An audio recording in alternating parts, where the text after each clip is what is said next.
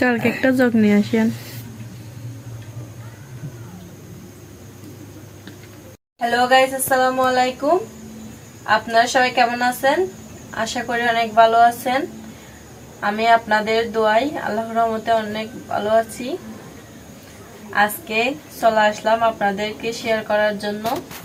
এই যে চলে আসছি, আমি একটা ছোট্ট কুটের ঘর তৈরি করছি। এই যে দেখেন, তো সেটা আমি আপনাদের শেয়ার করতে আসলাম। তো বাড়িতে আলাদা করে দেওয়ার পর আমাদেরকে কিছু জিনিসপত্র দিছে, তাও মানে আগের পুরাতন জিনিস আর কি। তো ওখান থেকে কিছু হাঁড়ি পাতিল এগুলা দিছে। তো আমি একসাথে থাকতে কতগুলা জিনিস নিছিলাম, এই যে ছোট বাটি টাটি এগুলা আর কি, সেগুলাও দিছে। তারপরে কিছু চাউল দিছে, মানে আলাদা করে দেওয়ার পর যেদিন রাত, ওদিন রাত থেকে সকাল পর্যন্ত কিছু খাই নাই, দুপুরেও কিছু খাই নাই। তো আজকে রাতের জন্য বিকালবেলা কিছু চাউল দিছে।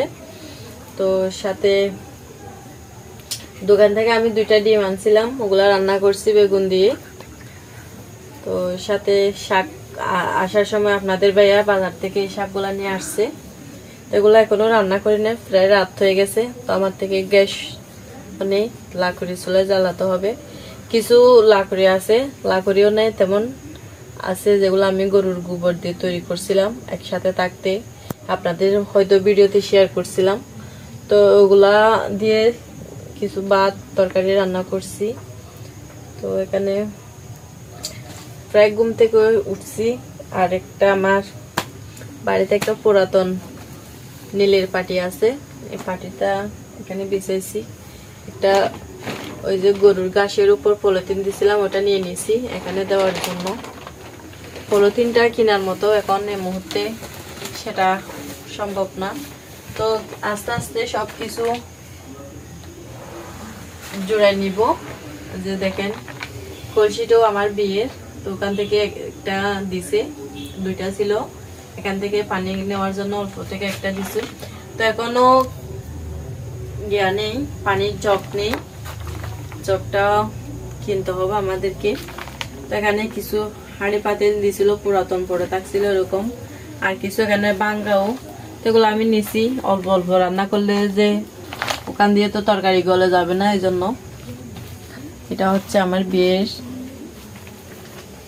তো আর কিছু তেল নিয়ে আসছিলাম বাজার, এই যে পাশের দোকান থেকে। তো বাড়িতে কিছু পুরাতন কাপড় ছিল, ওগুলো আলনাতে কিছু পুরাতন কাপড় ছিল, ওগুলা বের করতে পারছি।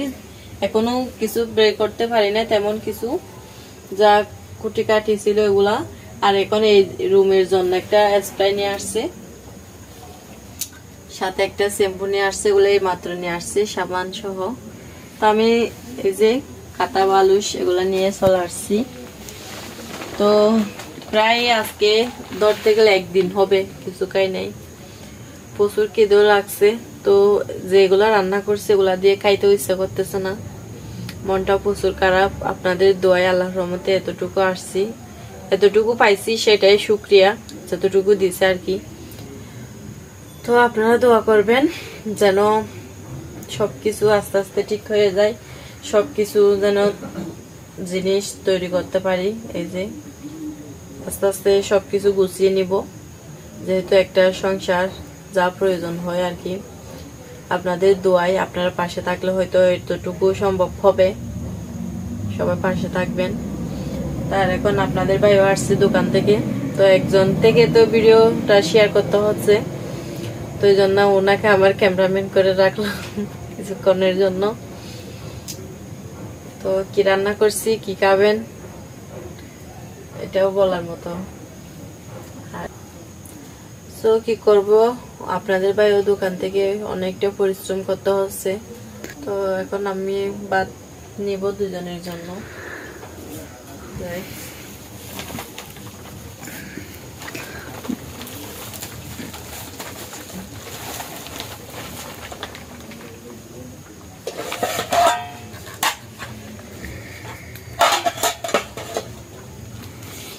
কলসি থেকে একটু পানি নিতে হবে, কালকে কষ্ট হলে একটা জগ নিয়ে আসেন।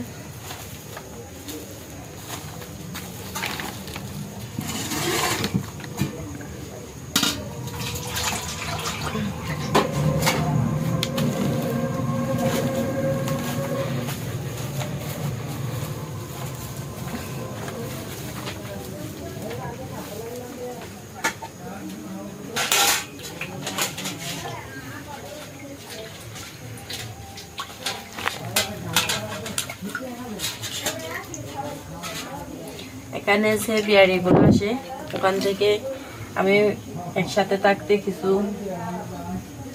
ডেক্সি করে এনেছিলাম, কারণ বেঁচে আছে এটাই তো অনেক কিছু।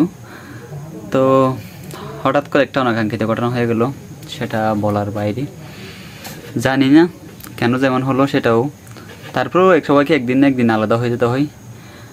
তো আমাদেরটা একটু ভিন্নভাবে হলো, কারণ ভিন্নটা হওয়ার একটা ফ্যামিলিগত কারণ আছে, সেটা আপনাদের মাঝে এখন শেয়ার করতে পারতেছি না, সেটা পরে দেখব কিভাবে আলোচনা সাপেক্ষে সমাধান করতে পারলে পারলাম, না না পারলে যে এরকম আমরা তো প্রায় জানি শূন্য থেকে সবাই আল্লাহর মধ্যে একটু একটু বড় হয়।